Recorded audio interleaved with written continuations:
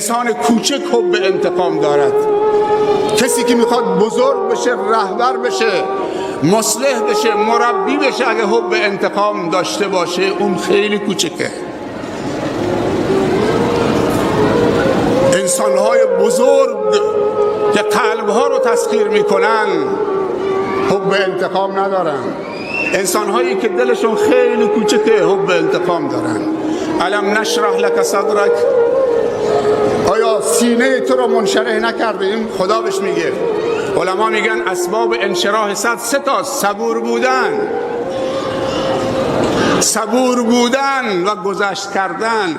انسانهای کوچک با دل کوچک، کم طاقت، کم حوصله، دنبال انتقامن، نمیتونن ببخشن، خودخوری میکنن، شب و روز آرام ندارن. دومین اسباب انشراح صدر این که انسان نگاهشو دور بکنه به همه انسانها، نگاهش زیر پاش نباشه به خویشاوندان خودش، به دور و برای خودش، نه به همه.